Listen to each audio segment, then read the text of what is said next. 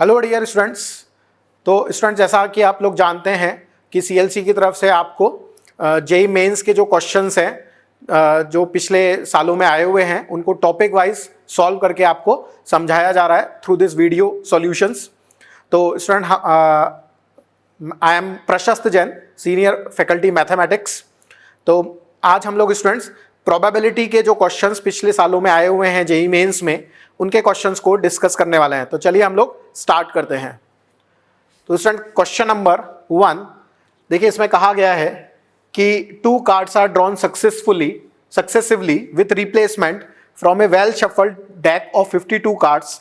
Let x denote the random variable of number of S's obtained in the 2 drawn cards. Then probability x equals to 1 plus probability x equals to 2 equals. तो student, यहाँ पर हमें कहा गया है कि एक 52 प्लेइंग कार्ड्स जो स्टैंडर्ड हमारे पास में डेक ऑफ कार्ड्स होता है, उससे हम लोगों ने एक एक करके 2 कार्ड्स निकाले हैं विथ रिप्लेसमेंट। यानी कि पहला कार्ड निकाला, उसको वापस से हमने रिप्लेस कर दिया है, वापस से रख दिया है, और फिर हमने वापस से उसी पैक से एक और कार्ड निकाला है। x जो है स्टूडेंट यहाँ पर शो कर रहा है कि कितने हम लोगों को इक्के यानी कि एसेस मिले हैं। तो x इक्वल्स टू 1 और x इक्वल्स टू 2 होने की टोटल प्रोबेबिलिटी हमसे पूछा है। तो स्टूडेंट यहाँ पर देखिए कि हम लोगों को जो रिक्वायर्ड प्रोबेबिलिटी पूछी गई है वो हम कैसे निकाल सकते हैं।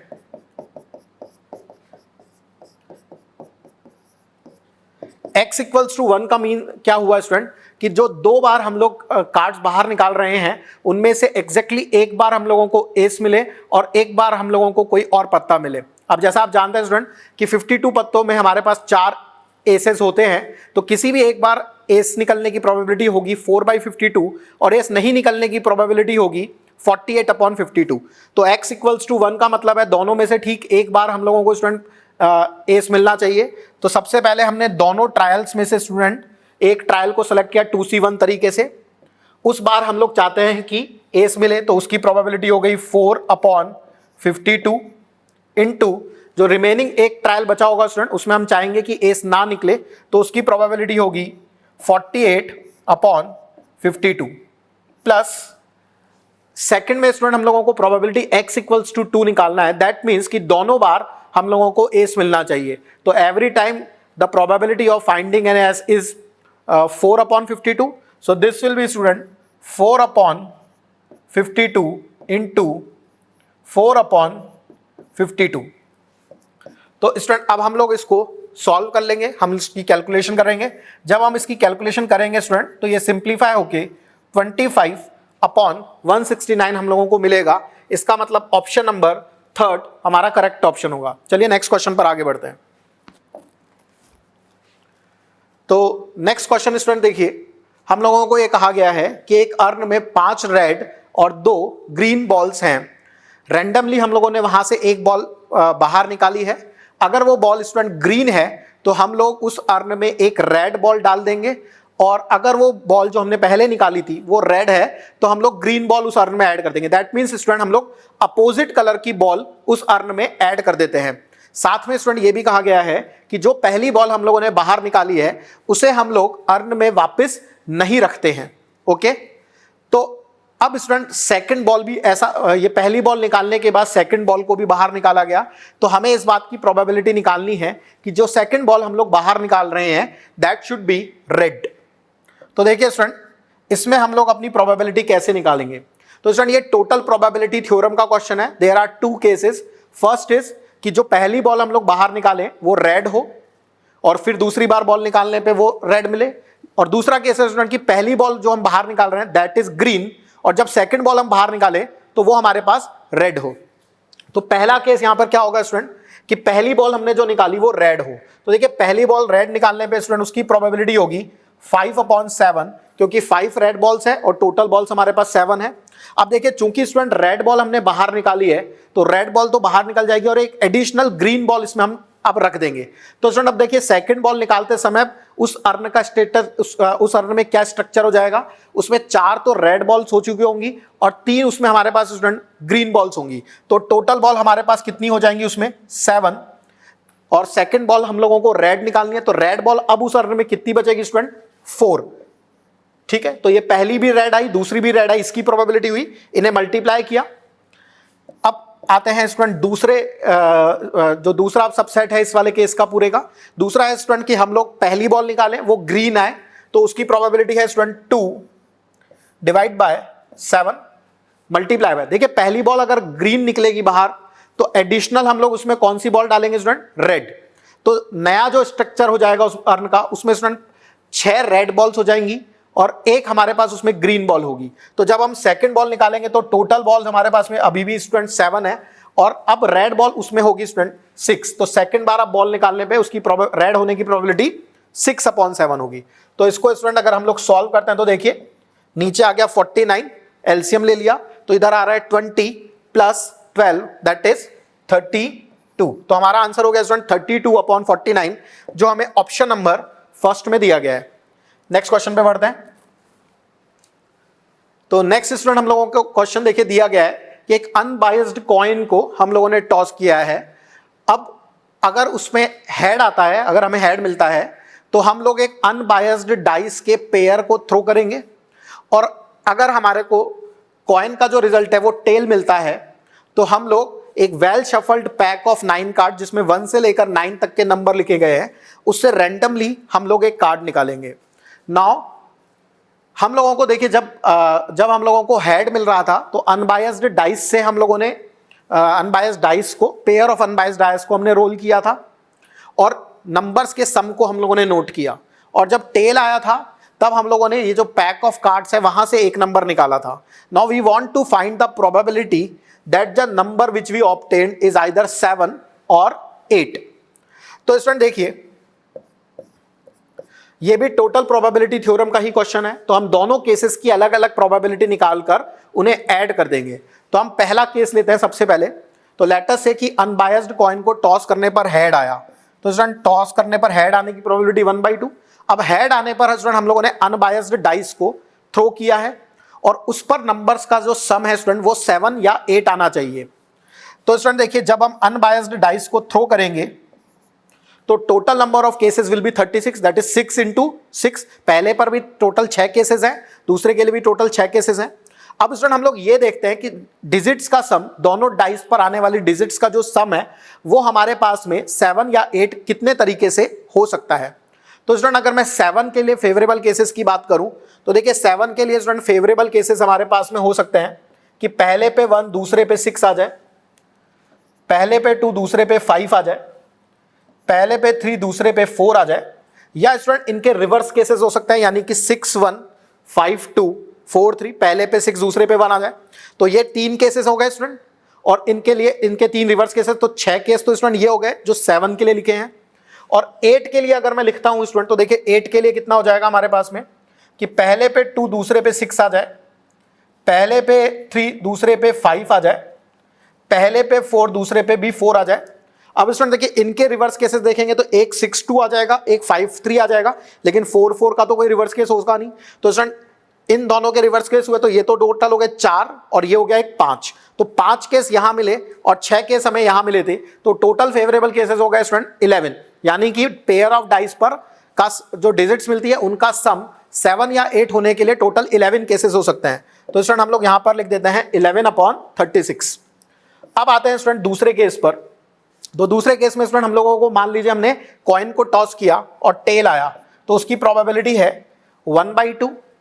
अब हम लोग स्टूडेंट 1 से लेकर 9 तक के कार्ड्स हैं उसमें से एक कार्ड निकाल रहे हैं और 7 या 8 आना चाहिए। तो टोटल केसेस हो गए स्टूडेंट 9 और फेवरेबल केस होंगे 2, या तो 7 नंबर का कार्ड निकल जाए या 2।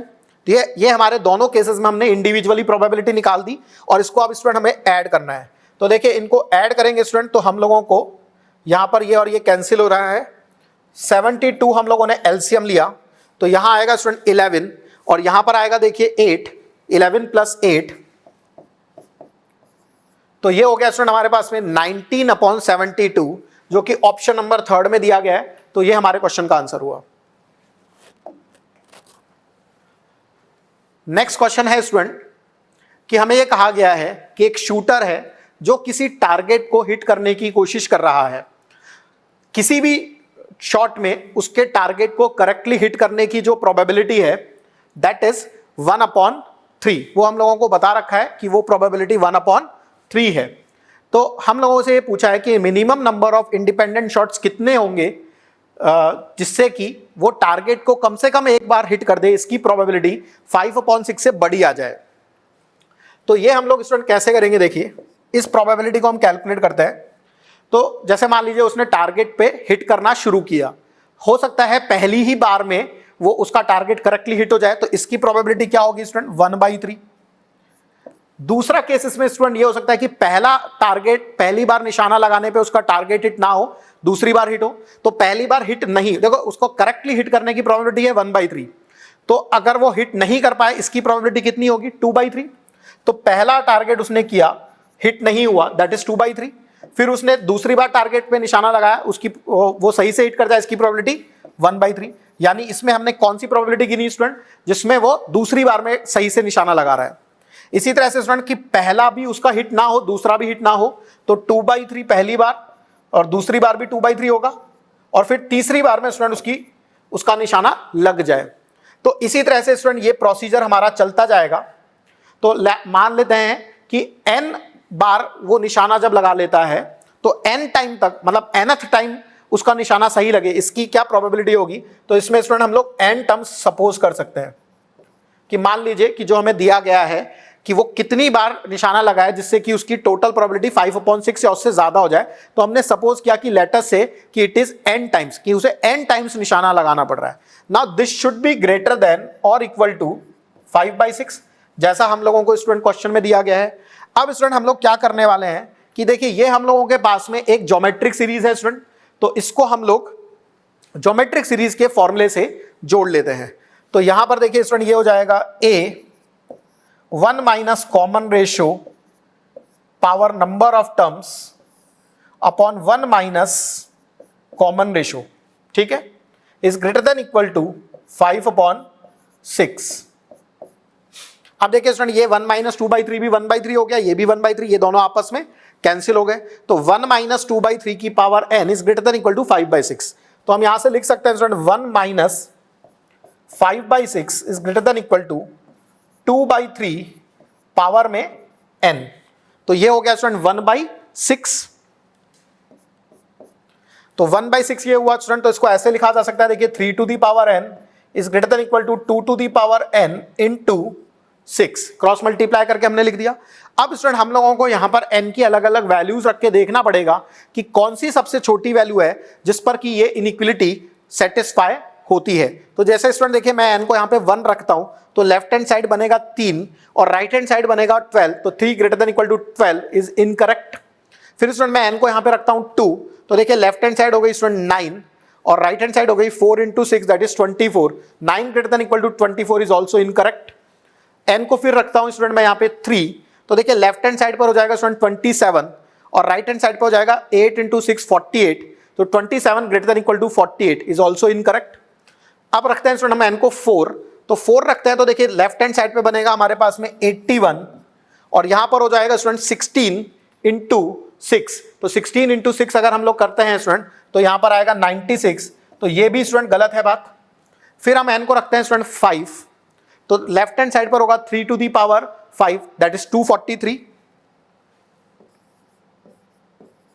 Is greater than equal to, इधर हम लोग स्टूडेंट 5 रखेंगे तो ये जाएगा 32 इंटू 6, तो 32 इंटू 6 अगर हम लोग सिंप्लीफाई करेंगे स्टूडेंट 32 इंटू 6 को, तो ये आएगा 243 is greater than equal to 192, जो कि स्टूडेंट सही है। इसका मतलब क्या हुआ स्टूडेंट कि n की सबसे छोटी वैल्यू जो इस इनइक्वालिटी को सेटिस्फाई कर रही है दैट इज 5। तो हमारे क्वेश्चन का आंसर हो जाएगा स्टूडेंट थर्ड ऑप्शन 5।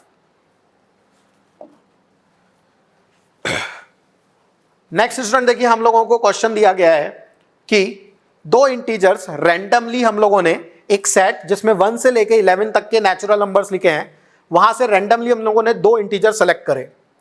अब हमें ये कहा गया है स्टूडेंट कि उन दोनों नंबर्स का जो सम है that is even, then we have to find conditional probability that both numbers are even. तो लेट अस से स्टूडेंट कि ए जो है वो शो कर रहा है कौन से इवेंट को कि सम इज इवन, इस इवेंट को हम लोग ए से शो कर रहे हैं। और बी जो है स्टूडेंट ये शो कर रहा है कि बोथ नंबर्स आर इवन, इस इवेंट को हम लोगों ने स्टूडेंट बी से शो किया। तो यहां पर स्टूडेंट रिक्वायर्ड जो प्रोबेबिलिटी है हमारे पास में वो एक कंडीशनल प्रोबेबिलिटी है। तो उसमें स्टूडेंट हम लोगों से पूछा है probability of B upon A. देखिए हमको कहा गया है कि the sum of the numbers is even, that is event A has already occurred और then we have to find both numbers are even. तो हम लोगों को स्टूडेंट यहां पे probability B upon A find out करना है। तो आप जानते हैं स्टूडेंट इसके लिए फॉर्मूला होगा probability B intersection A divided by probability A. ठीक है, तो स्टूडेंट हम लोग सबसे पहले नीचे वाली जो चीज है प्रोबेबिलिटी ए वो फाइंड आउट करते हैं। तो देखिए ए इवेंट क्या है स्टूडेंट कि दोनों नंबर्स का जो सम है वो इवन होना चाहिए। तो स्टूडेंट आप जानते हैं कि इवन और इवन नंबर ऐड करते हैं तो इवन आता है और ऑड नंबर ऐड करते हैं तो भी इवन आता है। तो स्टूडेंट ए इवेंट कैसे हो सकता है, अगर हम जो दो इंटीजर सेलेक्ट कर रहे हैं, if both are even then sum will be even, if both are odd then also sum will be even। तो हम यहां पर चाहेंगे स्टूडेंट कि दोनों जो हमारे नंबर आए वो या तो इवन आ जाए या दोनों ऑड आ जाए। तो स्टूडेंट मान लीजिए कि टोटल नंबर है 11, इनमें से हमें दो नंबर सेलेक्ट करना है। तो टोटल केसेस 11 C2, इन 1 से लेके 11 तक में स्टूडेंट 6 नंबर इवन है और 6 नंबर ऑड है और 5 इवन है। तो दोनों इवन कैसे होंगे, उन 5 इवन नंबर में से हम लोग 2 इवन नंबर सेलेक्ट कर लें। तो और दोनों ऑड होने की प्रोबेबिलिटी क्या होगी स्टूडेंट 11 C2, 6 ऑड नंबर है उनमें से कोई 2 ऑड नंबर आ जाए दैट इज 6 C2। ये तो हुआ student probability A. Now we have to find probability B intersection A. तो ए और बी दोनों एक साथ अकर होने के लिए स्टूडेंट हम लोगों को दिख रहा है कि दोनों नंबर ए ही होने चाहिए, दोनों नंबर इवन होने चाहिए। अगर दोनों नंबर को मैं इवन लूंगा तो ए भी हो जाएगा बी भी हो जाएगा। तो A intersection B is actually equal to B. तो बोथ नंबर इवन होने की प्रोबेबिलिटी क्या होगी स्टूडेंट 11 C2 और हमारे पास में टोटल 5 नंबर इवन है तो उनमें से कोई 2 नंबर ले लें दैट इज 5 C2। तो स्टूडेंट देखिए अब यहां पर 11 C2 तो थ्रू आउट कैंसिल हो जाएगा। तो 5 C2 का मतलब हुआ 10, यहां पर 10 प्लस 6 C2 का मतलब हुआ स्टूडेंट हम लोगों के पास में 15। तो देखिए ये हो गया स्टूडेंट 10/25। तो 5 से अगर हम लोग कैंसिल करते हैं तो 2/5। तो ये हमारे क्वेश्चन का आंसर हुआ, that is option number 4। Next देखिए स्टूडेंट, हम लोगों को क्वेश्चन ये कहा गया है, एक सेट हमें दिया गया है जिसमें 1 से लेकर 20 तक के नंबर्स लिखे गए हैं। नाउ इस सेट का एक सबसेट बी हम लोग नाइस उसे कहेंगे अगर उसमें जो डिजिट्स हैं उनका सम 203 हो। यानी हम इससे एक सबसेट लेंगे स्टूडेंट, अगर उनमें डिजिट्स का सम 203 होगा then that subset is said to be nice. तो हमें इस बात की प्रोबेबिलिटी निकालनी है स्टूडेंट कि अगर हम इस सेट से कोई सबसेट बनाते हैं तो वो सबसेट हमारे पास में नाइस हो, इसकी प्रोबेबिलिटी हमें निकालनी है। तो स्टूडेंट आप लोगों को सबसे पहले तो ये देखना है कि टोटल कितने सबसेट यहां से बनाए जा सकते हैं, that will be counted as total number of cases. तो चूंकि यहां पर स्टूडेंट 20 एलिमेंट्स है तो आप जानते हैं कि अगर किसी सेट में n एलिमेंट्स होते हैं तो number of subsets are 2n। तो इसके टोटल सबसेट्स यहां पर होंगे student 220, that is total cases. Now student हम लोग गिनने की कोशिश करेंगे कि फेवरेबल कैसे बनाया जा सकता है। तो उसके लिए स्टूडेंट देखिए हमें यह देखना पड़ेगा कि 1 से लेके 20 तक की जो टोटल डिजिट्स हैं उनका सम कितना आता है और फिर वहां से देखेंगे कि सबसेट को हम लोग सबसेट ऐसे कैसे हम लोग बना सकते हैं कि उससे डिजिट का सम 203 है। अगर मैं स्टूडेंट इसमें सारे एलिमेंट्स को ऐड करूं, 1 से लेके 20 तक के एलिमेंट्स को ऐड करूं तो that is n into n plus 1/2। तो ये स्टूडेंट आता है 210। 1 से लेके 20 तक के सारे नंबर्स को ऐड करने पे हमें 210 मिल रहा है। नाउ स्टूडेंट हम लोग ये चाहते हैं कि इससे जो हम सबसेट बनाए उनकी डिजिट्स का सम 203 हो और यहां पर टोटल का सम है 210। इसका मतलब हमें स्टूडेंट इस तरह से सोचना चाहिए कि हम इनमें से उन एलिमेंट्स को अगर लीव कर दें जिनका सम 7 है, इन एलिमेंट्स में से अगर हम उन एलिमेंट्स को छोड़ दें जिनका सम 7 है तो बचे हुए एलिमेंट्स का सम स्टूडेंट क्या हो जाएगा 203, क्योंकि टोटल का सम तो 210 है। तो हम लोग यहां पर क्या करेंगे स्टूडेंट, हम ऐसा सोचेंगे कि इन डिजिट्स में से कुछ डिजिट्स को लेना है हमें और उनका सम 7 होना चाहिए। उनको अगर हम स्किप कर देंगे तो बाकी का सम 203 होगा। तो हम सोचते हैं कि 7 सम कैसे बनाया जा सकता है। तो स्टूडेंट देखिए मान लीजिए मैं ऐसे सोचता हूं कि मैं केवल एक डिजिट लूंगा और उनका सम 7 होना चाहिए। तो स्टूडेंट अगर आप इससे केवल 7 ले लें, इनमें से केवल 7 ले लें, तो उसका सम हमारे पास में 7 हो गया। फिर स्टूडेंट अगर हम सोचते हैं कि मैं यहां से 2 डिजिट लूंगा, उनका सम 7 होना चाहिए, तो वो देखिए कैसे कैसे हो सकता है। मान लीजिए स्टूडेंट अगर आप 1 और 6 ले लेते हैं तो उनका सम भी 7 है। अगर आप 2 और 5 ले लेते हैं तो उसका सम भी 7 है। अगर आप 3 और 4 ले लेते हैं स्टूडेंट तो उसका सम भी 7 है। ये 3 तरीके हो सकते हैं स्टूडेंट 2-2 डिजिट के। आप सोचते हैं स्टूडेंट हम लोग 3 अगर डिजिट लें तो क्या उनका सम 7 बनाया जा सकता है? तो आप स्टूडेंट देखिए 1, 2 और 3 का सम तो 6 होता है। तो अगर मैं स्टूडेंट 1, 2 और 4 लेता हूं तो देखिए इन तीनों का सम 7 है। और कोई सा भी कॉम्बिनेशन स्टूडेंट यहां पे पॉसिबल नहीं है 3 डिजिट्स का जिनका सम 7 हो। और अगर हम स्टूडेंट 4 डिजिट के बारे में सोचेंगे तो देखिए सबसे छोटी जो 4 डिजिट है 1, 2, 3 और 4, उसका सम भी स्टूडेंट 7 से ज्यादा जा रहा है। इसका मतलब 3 से ज्यादा डिजिट्स तो ले ही नहीं सकते जिनका सम 7 हो। नाउ स्टूडेंट देखिए ये टोटल केसेस हैं 1, 2, 3, 4 और 5। तो मान लीजिए स्टूडेंट एक एग्जांपल के तौर पे बोल रहा हूं, जैसे ये सेट हम इसको सेलेक्ट करना है। इसका क्या मतलब है स्टूडेंट कि अगर आप इनमें से इन 20 डिजिट्स में से 1, 2 और 4 को छोड़कर बची हुई सारी डिजिट्स लेकर के सबसेट ले लेंगे तो उनका सम 203 होगा। ऐसे स्टूडेंट 3 और 4 एक पॉसिबल कॉम्बिनेशन है। इसका मतलब क्या है 3 और 4 का कि अगर आप यहां पे 3 और 4 को छोड़कर बचे हुए नंबर से सबसेट बनाएंगे तो उनका भी सम 203 मिलेगा। तो स्टूडेंट इसका मतलब क्या हुआ कि रिक्वायर्ड प्रोबेबिलिटी हम कैसे लिख सकते हैं? टोटल केसेस कितने हैं? 2 raised to the power 20, that is total number of subsets. इसमें से स्टूडेंट कितने सबसेट ऐसे हैं जिनका सम 203 है? तो वो जितने ये कॉम्बिनेशन है उतना ही, दैट इज 5। तो स्टूडेंट हमारे पास में क्वेश्चन का आंसर हो गया 5/2 raised to the power 20। Next student हम लोगों को क्वेश्चन नंबर 7 में देखिए कहा गया है कि एक बैग है जिसमें 30 व्हाइट बॉल्स हैं और 10 रेड बॉल्स हैं। वहां से हम लोग 16 बॉल्स एक एक करके बाहर निकाल रहे हैं स्टूडेंट रैंडमली, और उस बैग में वापस से उन बॉल्स को पुटअप किया जा रहा है। जैसे एक बॉल निकाली और उसको वापस से उसमें पुटअप किया सेकंड बॉल निकालने से पहले। तो हम लोगों से स्टूडेंट यहां पे पूछा है x जो है that is representing number of white balls. तो यहां पर हमसे mean of x upon standard deviation of x पूछा गया है। स्टूडेंट अगर मैं यहां पे आपसे पूछता हूं कि ये हमारे पास में स्टूडेंट देखिए क्या हो गया,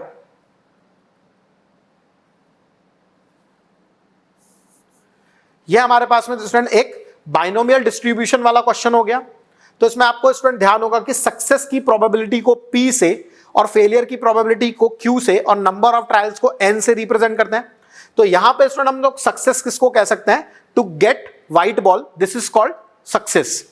तो यहां अगर मैं स्टूडेंट आपसे सक्सेस की प्रोबेबिलिटी पूछूं यानी व्हाइट बॉल निकलने की प्रोबेबिलिटी पूछूं, that will B 30/40, that is 3/4। और इसी तरह से स्टूडेंट अगर मैं फेलियर की प्रोबेबिलिटी पूछूं, that will be 1/4 and number of trials are 16, n equals to 16। ठीक है स्टूडेंट। अब देखिए स्टूडेंट हम लोगों से यहां पे पूछा है mean of x upon standard deviation of x।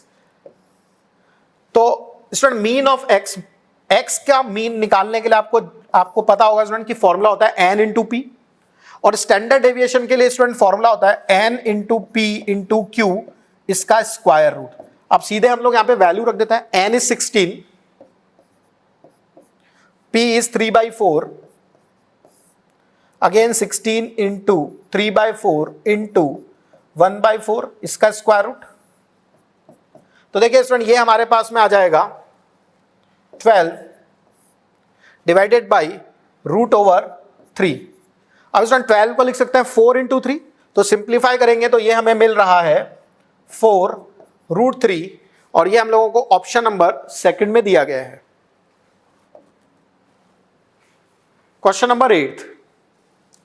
तो इस क्वेश्चन में देखिए स्टूडेंट हमें ये कहा गया है कि एक रैंडम एक्सपेरिमेंट में एक फेयर डाई को हम लोग रोल कर रहे हैं, और जब तक कि हम लोगों को सक्सेशन में 2 4 नहीं मिल जाता है, यानी कि कॉन्जिक्यूटिव थ्रोज में हम लोगों को 4 नहीं मिल जाएंगे, तब तक हम लोग इस एक्सपेरिमेंट को करेंगे। Now the probability that the experiment will end in 5th throw of this die is equal to.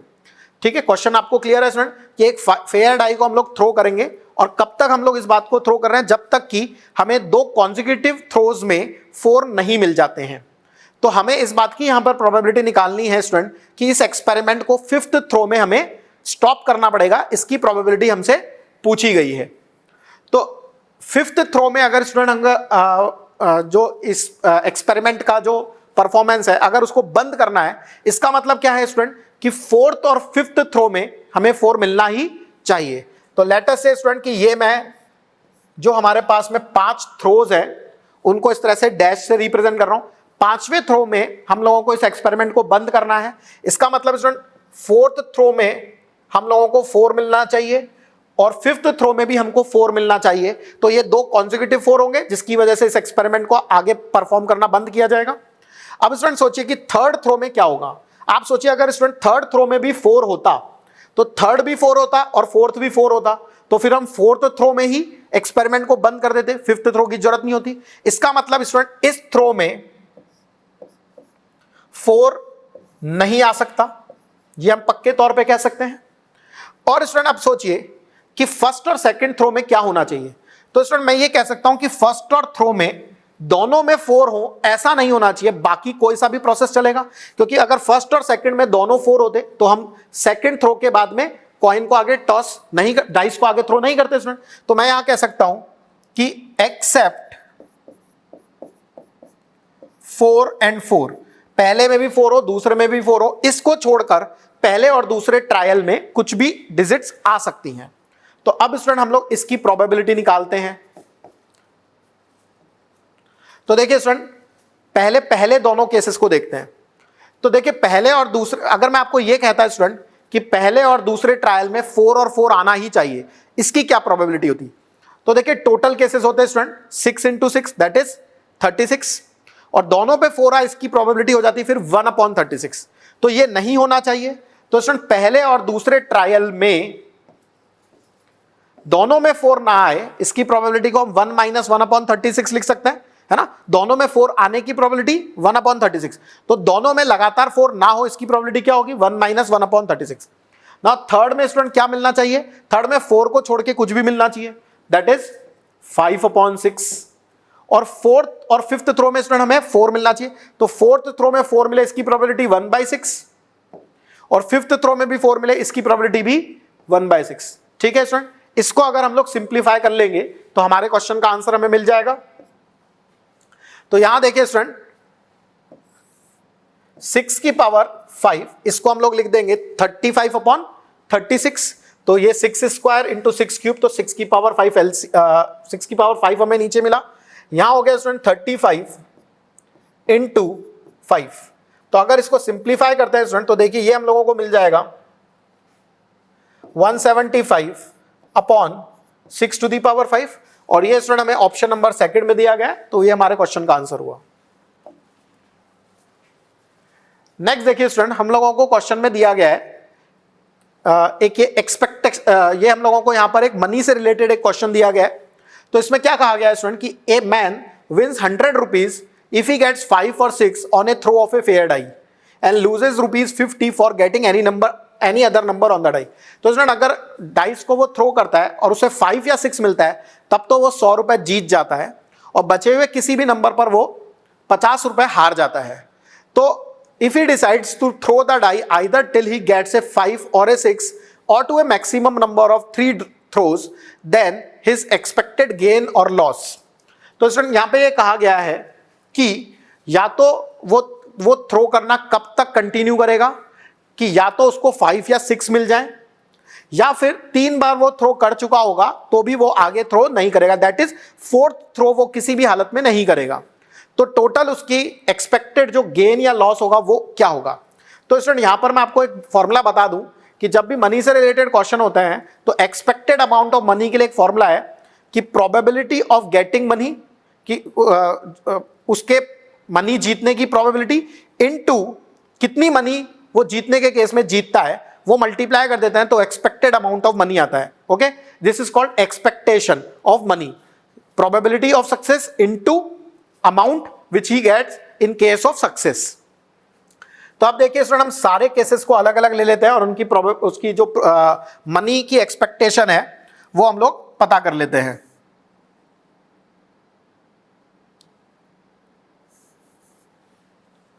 तो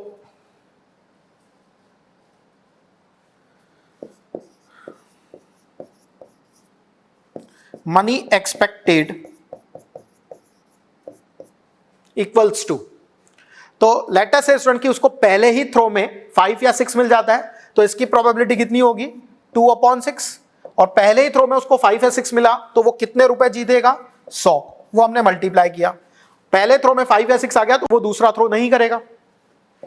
दूसरा केस है स्टूडेंट कि पहले थ्रो में उसको 5 या 6 को छोड़कर कुछ और मिलता, तो 5 या 6 को छोड़ के कुछ और मिलता है, इसकी प्रोबेबिलिटी 4/6, और 4/6 उसके बाद स्टूडेंट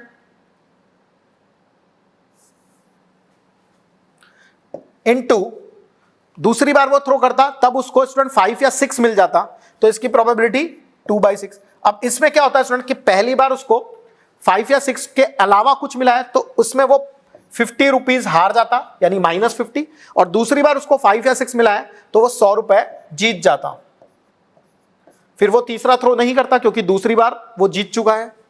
फिर तीसरा केस स्टूडेंट क्या हो सकता है कि पहली बार उसने थ्रो किया, 5 या 6 के अलावा उसको कुछ मिला, दूसरी बार उसने थ्रो किया तो भी उसको 5 या 6 को छोड़ के कुछ और मिला, और तीसरी बार उसने थ्रो किया तो भी उसको 5 या 6 छोड़कर कुछ और मिला। इन तीनों केसेस में वो स्टूडेंट 50 रुपीज हारेगा, तो टोटल इन तीनों केसेस में वो 150 रुपीज हार जाएगा। और चौथा केस स्टूडेंट क्या हो सकता है यहां पे कि पहला बार उसने थ्रो किया, 5 या 6 नहीं आया, कुछ और आया, दूसरी बार थ्रो किया, 5 या 6 नहीं आया, कुछ और आया, और तीसरी बार उसने थ्रो किया तो 5 या 6 में से कुछ आ गया, दैट इज 2/6। अब इस केस में क्या होगा स्टूडेंट कि वो पहले केस में 50 रुपए हारेगा, दूसरी बार में भी 50 रुपए हारेगा, लेकिन तीसरी बार में वो 100 रुपए जीत जाएगा, तो टोटल अमाउंट कितना मिलेगा उसको 0। ठीक है, अब स्टूडेंट अगर हम लोग इसको कैलकुलेट कर लेंगे तो हमारे क्वेश्चन का आंसर आ जाएगा। तो देखिए कैलकुलेट करते हैं स्टूडेंट, तो देखिए यहां पर स्टूडेंट हम लोगों को मिल रहा है 100/3, फिर ये हुआ स्टूडेंट 50, और देखिए ये होगा हमारे पास में 50 × 2, ये 3 हो गया, ये 2, ये 3 हो गया, तो ये हुआ स्टूडेंट हमारे पास में 50 × 2 100 डिवाइडेड बाई 9। फिर यहां अगर हम देखते हैं स्टूडेंट तो ये 2/3 2/3 2/3 है ना, और 150 को अगर हम लोग 3 से कैंसिल करें तो ये हमारे पास में हो जाएगा स्टूडेंट, सही यहीं पर हम लोग कैलकुलेट कर लेते हैं इसको,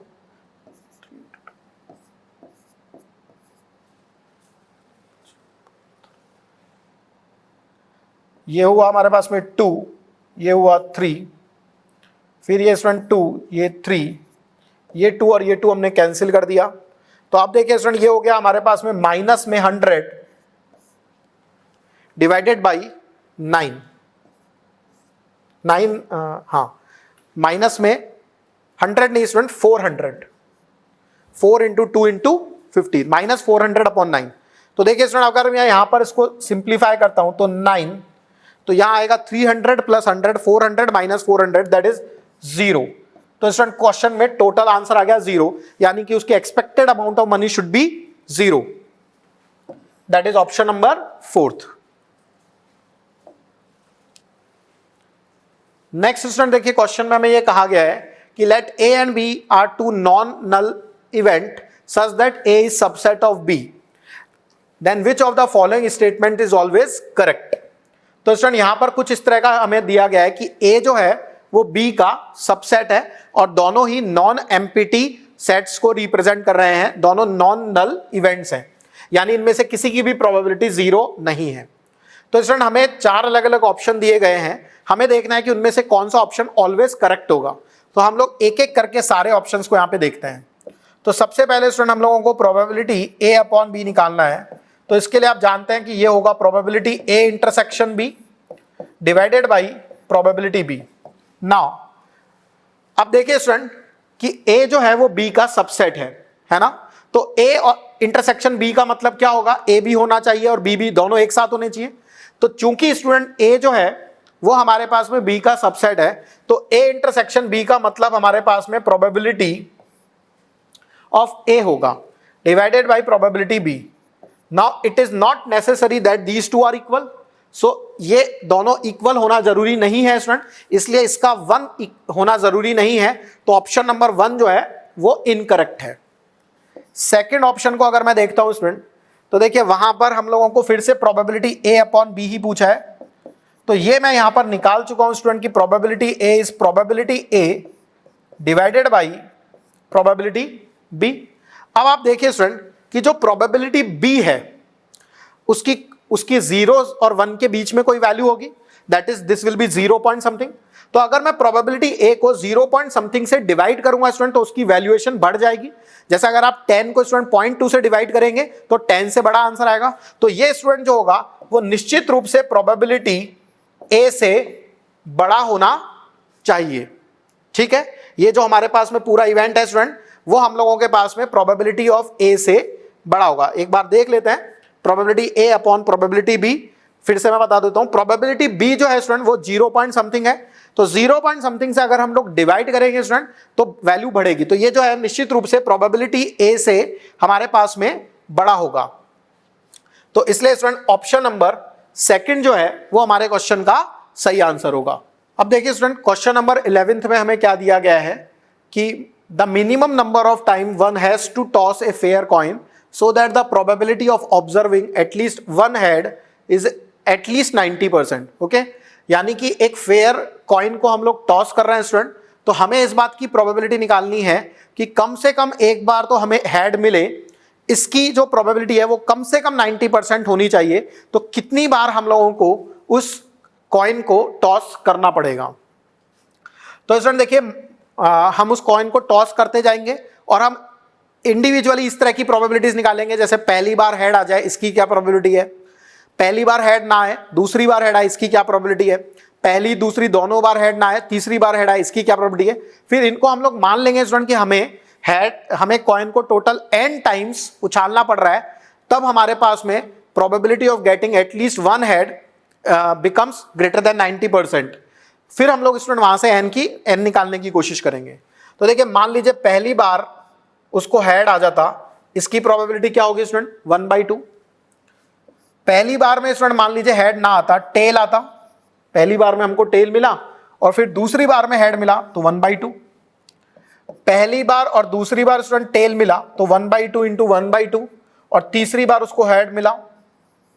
ठीक है, और इसी तरह से स्टूडेंट शुरू की 3 बार उसको टेल मिला और फिर चौथी बार में उसको हेड मिला, और लेटर से कि उसको n ट्रायल्स लेने पड़ते हैं, तो यहां पर मैं n टर्म्स लिख सकता हूं। Now this is greater than equal to 90%, that is 90/100। Now student this is an GP in which number of terms are n, first term is 1/2 and common ratio is also 1/2। तो इसको GP के फॉर्मूले से जोड़ देते हैं, तो a into 1 minus common ratio की power number of terms upon 1 minus common ratio, this should be greater than equal to 9/10। ये 1/2 और ये 1/2 कैंसिल होगा, तो ये हुआ student 1 minus 1/2 raise to the power n is greater than equal to 9/10। तो इसको हम लोग इधर लेते हैं स्टूडेंट, तो 1/10 is greater than equal to 1/2 raise to the power n, that is 2 raise to the power n is greater than equal to 10। अब student यहां पर हम n की वैल्यू देख सकते हैं कि कब सबसे पहले ये सेटिस्फाई होगा। n की सबसे छोटी वैल्यू जिस पर ये इनइक्वालिटी सेटिस्फाई होती है, integer value, that will be our answer. तो स्टूडेंट देखिए n को 3 लेंगे तब तो 8 ग्रेटर देन इक्वल टू 10 आएगा, विच इज इनकरेक्ट। n को 4 लेंगे तो 16 ग्रेटर देन इक्वल टू 10 आएगा, विच इज करेक्ट। तो सबसे छोटी वैल्यू जो इसको सेटिस्फाई करेगी स्टूडेंट वो होगी 4। तो हमारे क्वेश्चन का आंसर होगा 4, यानी फर्स्ट ऑप्शन। नेक्स्ट क्वेश्चन में स्टूडेंट देखिए हम लोगों को ये कहा है कि there are 4 person which hit a target correctly with probabilities 1/2, 1/3, 1/4 and 1/8. Now if all hit at the target independently, then the probability that the target would be hit. चारों लोग उस टारगेट पे हिट करते हैं इंडिपेंडेंटली, तो हमें इस बात की प्रोबेबिलिटी निकालनी है कि टारगेट हिट। तो स्टूडेंट यहां पर आप ये सोचिए कि टारगेट को इन चारों में से कम एक व्यक्ति अगर हिट कर देता है तो टारगेट विल बी हिट। तो अगर हम सीधे सीधे जाएंगे स्टूडेंट तो प्रोबेबिलिटी निकालना बहुत मुश्किल होगा, क्योंकि बहुत सारे केसेस हो जाएंगे। जैसे मान लीजिए कि उन 4 लोगों के नाम हैं ए, बी, सी और डी, तो बहुत सारे केसेस है जिसमें वो टारगेट हिट होगा। जैसे पहला केस है स्टूडेंट कि चारों हिट कर दे, दूसरा केस है कि ए, बी और सी हिट कर दे, डी ना करे, तीसरा केस है ए, बी और डी हिट कर दे, सी ना करे। ऐसे स्टूडेंट बहुत सारे केसेस होते हैं। तो इसको आप कॉम्प्लीमेंट इवेंट के थ्रू सोचिए। ऐसा सोचिए कि ये टारगेट हिट कब नहीं होगा। तो अगर इसका देखिए सिर्फ एक ही केस है, क्यों हम कॉम्प्लीमेंट के तरह से सोच रहे हैं स्टूडेंट कि कॉम्प्लीमेंट केसेस में केवल एक केस है कि चारों के चारों व्यक्ति अगर हिट नहीं करेंगे तो वो टारगेट हिट नहीं होगा। तो इसलिए स्टूडेंट अगर मेरे को रिक्वायर्ड प्रोबेबिलिटी निकालनी है तो मैं उसको कॉम्प्लीमेंट इवेंट के थ्रू जाऊं तो 1 माइनस उस इवेंट की प्रोबेबिलिटी लिख देते हैं जिसमें चारों उसको हिट नहीं करेंगे। तो स्टूडेंट पहला व्यक्ति हिट करे इसकी प्रोबेबिलिटी है 1/2, तो ना हिट करे इसकी प्रोबेबिलिटी भी 1/2। दूसरे व्यक्ति के हिट करने की प्रोबेबिलिटी 1/3 है, तो वो नहीं हिट करे इसकी प्रोबेबिलिटी 2/3। तीसरा हिट करे इसकी प्रोबेबिलिटी 1/4, तो नहीं करने की प्रोबेबिलिटी 3/4। चौथा हिट करे इसकी प्रोबेबिलिटी 1/8, तो ना हिट करे 7/8। तो ये कॉम्प्लीमेंट इवेंट की प्रोबेबिलिटी हुई। इसको मैं 1 में से सब्ट्रैक्ट कर दूंगा स्टूडेंट, तो हमें आंसर मिल जाएगा। तो देखिए यहां पे सिंप्लीफाई करने के लिए 2 और 2 कैंसिल किया, 3 और 3 कैंसिल किया, तो ये हुआ student 1 minus 7/32, that is 25/32। Option number 3 is our correct answer. Now next question में स्टूडेंट हमें देखिए क्या कहा गया है कि assume that each born child is equally likely to be a boy or a girl, that is कि कोई भी नया चाइल्ड which take birth तो उसके बॉय या गर्ल होने की probability equal that, that half half हाफ। 1/2 प्रोबेबिलिटी है बॉय होने की, 1/2 प्रोबेबिलिटी है गर्ल होने की। Now 2 families have 2 children each, total 4 children है। Then the conditional probability that all children are girls given that at least 2 are girls. अगर उन चारों में से कम 2 चाइल्ड जो है, 2 चिल्ड्रन जो है वो गर्ल्स है, तो हमें इस बात की कंडीशनल प्रोबेबिलिटी निकालनी है कि चारों हमारे पास में गर्ल्स हों। तो लेट अस से स्टूडेंट कि ए हमारे पास में कौन सा इवेंट है कि ऑल चिल्ड्रन आर गर्ल्स, ये हमारे पास में इवेंट ए है। और इवेंट बी क्या है हमारे पास स्टूडेंट कि एटलीस्ट 2 आर गर्ल्स। इस इवेंट को स्टूडेंट हम लोगों ने बी नाम दे दिया, correct. Now the required probability is probability A upon B. Conditional probability हमसे पूछी है स्टूडेंट ए अपॉन बी की कि at least 2 are girls then all child are girls. तो इसके लिए स्टूडेंट हम लोगों को लिख सकते हैं प्रोबेबिलिटी बी और ऊपर लिख सकते हैं प्रोबेबिलिटी ए इंटरसेक्शन बी, ठीक है। तो अब हम निकालते हैं स्टूडेंट पहले प्रोबेबिलिटी बी को हम पहले निकाल लेते हैं, यानी डिनोमिनेटर को पहले निकाल रहे हैं। तो बी है स्टूडेंट कि एटलीस्ट 2 आर गर्ल्स, इसकी प्रोबेबिलिटी हमें निकालनी है। तो देखिए स्टूडेंट टोटल हमारे पास में कम से कम जो 2 गर्ल्स है, 2 जो चिल्ड्रन है वो गर्ल्स होनी चाहिए, इसकी प्रोबेबिलिटी हमें लिखनी है नीचे की तरफ। तो देखिए स्टूडेंट इसमें 3 केस हो सकते हैं, 2 गर्ल्स 2 बॉयज हो, 3 गर्ल्स 1 बॉय हो और चारों गर्ल्स हो। तो तीनों इवेंट की इंडिविजुअल प्रोबेबिलिटी निकाल के ऐड करते हैं नीचे की तरफ। तो पहला केस लेते हैं चारों गर्ल, तो हर चाइल्ड के गर्ल होने की प्रोबेबिलिटी 1/2 है, तो 1/2 रेज टू दी पावर 4। इसमें स्टूडेंट क्या आ गया, चारों गर्ल्स हो गई। दूसरा केस लेते हैं स्टूडेंट। दूसरे केस में हम लोगों को देखना है कि 3 जो है वो 3 चिल्ड्रन जो है वो हमारे पास में गर्ल्स हो और 1 चिल्ड्रन हमारे पास में बॉय हो। तो 4 में से हम लोगों ने 1 को सेलेक्ट किया, वो बॉय हो और बाकी तीनों हमारे पास में गर्ल हो। फिर इसी तरह से तीसरा केस स्टूडेंट कि 2 चिल्ड्रन गर्ल्स हो, 2 चिल्ड्रन बॉयज हो। तो हमने पहले ये सेलेक्ट किया कि कौन से 2 गर्ल्स होनी है, बचे हुए 2 बॉयज हो गए। अब स्टूडेंट प्रोबेबिलिटी ए इंटरसेक्शन भी हमें ऊपर लिखनी है। तो प्रोबेबिलिटी ए इंटरसेक्शन बी का मतलब स्टूडेंट ए ही होगा, क्योंकि ए और बी का इंटरसेक्शन लेंगे तो दैट विल बी ए। तो इसमें स्टूडेंट हमारे को मिलेगा 1/2 की पावर 4। अब देखिए स्टूडेंट इसको सिंप्लीफाई करते हैं, तो देखिए 2 की पावर 4 डिनोमिनेटर और न्यूमरेटर में हम लोग कैंसिल कर सकते हैं, तो ये 1/2 की पावर 4, ये 1/2 की पावर 4 और ये 1/2 की पावर 4 कैंसिल हो गया, तो 1/1 plus 4 plus 6 that is 1/11।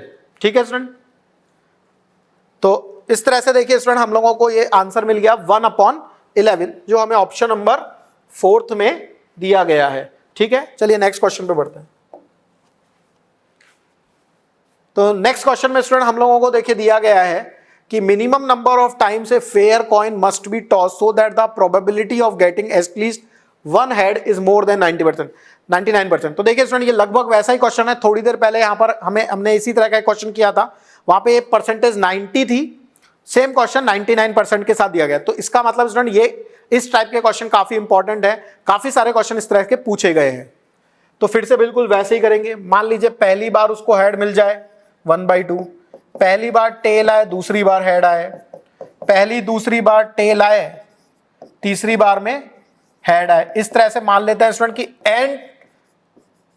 n बार उसको टॉस करना पड़ता है, तब जाकर मिनिमम एक बार हेड मिलने की प्रोबेबिलिटी 99/100 से ऊपर होती है। तो अगेन इसको जीपी के फॉर्मूले से जोड़ दें, तो a into 1 minus common ratio की power number of terms upon 1 minus common ratio is greater than equal to 99/100।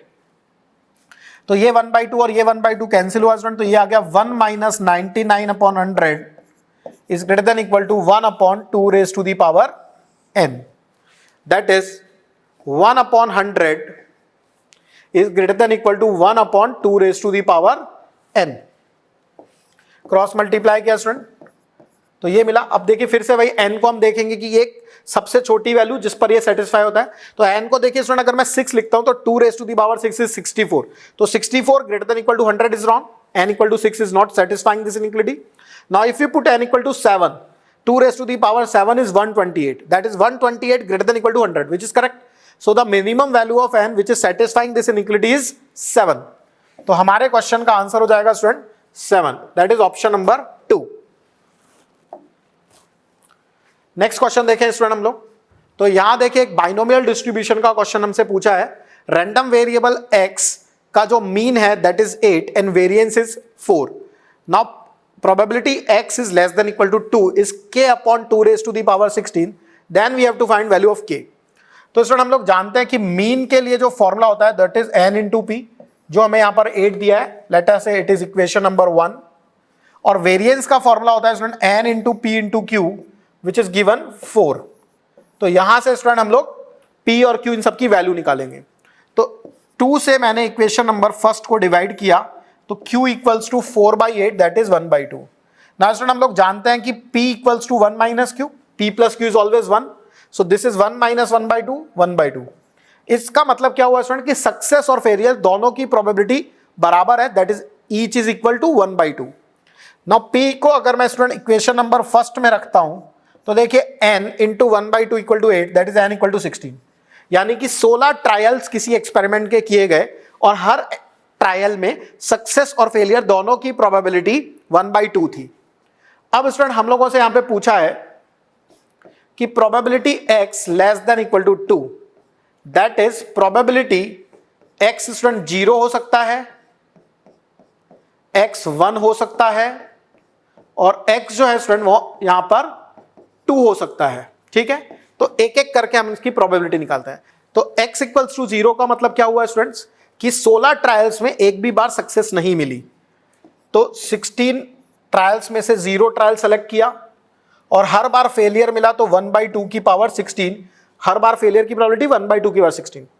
फिर x इक्वल टू 1 का मतलब क्या है स्टूडेंट कि 16 ट्रायल्स में से एक ट्रायल में सक्सेस मिली, 15 ट्रायल में फेलियर मिली, तो हमने 16 ट्रायल्स में से एक ट्रायल सेलेक्ट किया, 1/2 की पावर 1 जो एक सक्सेस को शो करेगा, 1/2 की पावर 15 भी आएगा जो 15 फेलियर को शो करेगा।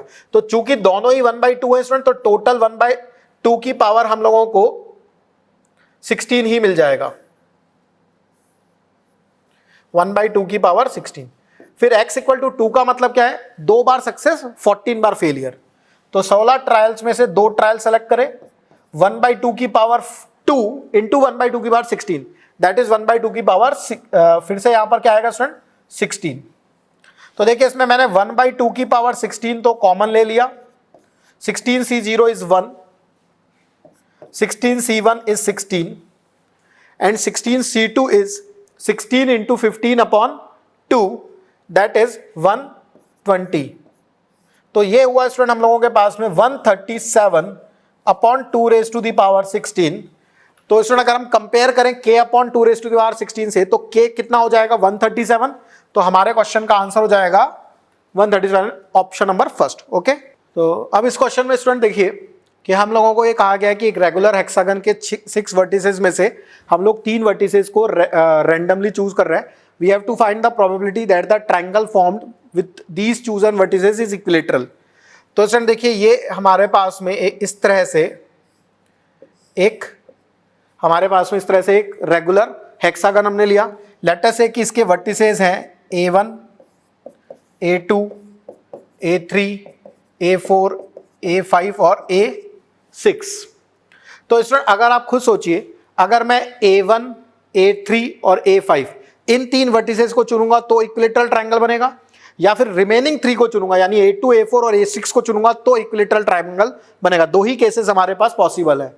तो अगर स्टूडेंट मैं यहाँ पे टोटल प्रोबेबिलिटी निकालूं तो 6 वर्टिसेस में से 2 वर्टिसेस लेने के लिए टोटल केसेस 6 में से 3 वर्टेक्स लेना है, तो total cases are 6C3, favourable cases are 2। तो 2 अपॉन 6C3 को अगर हम लोग स्टूडेंट सिंपली कैलकुलेट करेंगे तो that will B 6 into 5 into 4 divided by 3, that is 20। तो ये हो जाएगा स्टूडेंट हम लोगों के पास में 1/10, दैट इज ऑप्शन नंबर 4 हमारे क्वेश्चन का आंसर होगा। नेक्स्ट स्टूडेंट हम लोगों को फिर से एक एक्सपेक्टेड अमाउंट ऑफ मनी पर बेस्ड क्वेश्चन दिया गया है। A person throws 2 fair dice, he wins ₹15 for throwing a doublet, wins ₹12 when he gets when the throw results in the sum of 9, and he loses ₹6 for any other outcome on the throw. Then the expected amount of the person is। तो student यहां पर देखिए expected amount of money हम लोगों को निकालना ही है, तो एक्सपेक्टेड मनी इक्वल टू, तो एक एक करके सारे केसेस को देखते हैं स्टूडेंट। लेट अस से कि वो फेयर डाइस को थ्रो करता है और डबलेट आ जाता है। डबलेट मतलब दोनों पर सेम, तो डबलेट आने की प्रोबेबिलिटी क्या होगी? Total cases are 36 and favourable are 6, दोनों पे 1 हो, दोनों पे 2 हो, दोनों पे 3, दोनों पे 4, दोनों पे 5 एंड दोनों पे 6, तो 6 cases are favourable, total cases are 36। और इसमें स्टूडेंट वो कितने रुपए जीतता है? 15 रुपए वो जीत जाता है। ठीक है, दूसरा केस हम लोग लेते हैं स्टूडेंट कि मान लीजिए when the throw results in the sum of 9, यानी वो डाइस को थ्रो करता है, टोटल केसेस 36 और उस पे आने वाली डिजिट्स का सम अगर 9 है तो वो 12 रुपए जीतेगा। तो डिजिट्स का सम 9 कितने तरह से आ सकता है ये हम देखते हैं स्टूडेंट। देखिए पहला केस हो सकता है 3 and 6, फिर हो सकता है 4 and 5, फिर स्टूडेंट इसके रिवर्स केसेस हो सकते हैं यानी 6, 3 और 5, 4। तो 4 are favourable cases to get a sum of 9। और इस केस में स्टूडेंट वो कितने रुपए जीतता है? इस केस में वो रुपए जीतता है 12। ठीक है, ये हम लोगों को दे रखा है। तीसरा केस लेते हैं स्टूडेंट्स जिसमें हमें कहा गया है कि किसी भी और केस में, तो देखिए किसी भी और केस को हम देखेंगे स्टूडेंट, तो देखिए उसके लिए हम क्या करें, 6 केसेस इसके लिए फेवरेबल थे, 4 केसेस इसके लिए फेवरेबल थे, तो टोटल यहां पे 10 केस थे स्टूडेंट जो फेवरेबल थे इन दोनों के लिए। इन 10 को छोड़कर बचे हुए 26 केसेस में हमको ये वाला इवेंट मिलेगा। तो 26 अपॉन 36 ये तो प्रोबेबिलिटी हो गई। और इस केस में स्टूडेंट वो हम लोगों के पास में कितने रुपए हार जाता है? वो इसमें हारता है ₹6। तो यहां लिख देते हैं -6। अब इसको कैलकुलेट कर लेंगे स्टूडेंट तो हमारा आंसर आ जाएगा। ठीक है, तो देखिए इसको कैलकुलेट करने के लिए हम लोग एक काम करते हैं, ये इसको कैंसिल किया तो 9, ये 3, ये 4, सिंप्लीफाई करते हैं, ये 6, फिर यहाँ पे 3 से कैंसिल किया तो ये 2, ये 5। देखिए ये हो गया 5/2, ये हो गया 4/3, और इसको स्टूडेंट अगर हम सिंप्लीफाई करें तो ये 6 आता है, फिर ये 3 और ये 13, तो -13/3। तो एलसीएम लेते हैं स्टूडेंट 6, तो 15 +8 - 26। तो ये हो जाएगा स्टूडेंट हम लोगों के पास में 23 - 26 -3/6 दैट इज -1/2। ठीक है, यानी कि 1/2 रुपीज का लॉस होगा क्योंकि माइनस में है। तो स्टूडेंट सेकंड ऑप्शन हमारा आंसर होगा। क्वेश्चन नंबर 18 देखते हैं स्टूडेंट।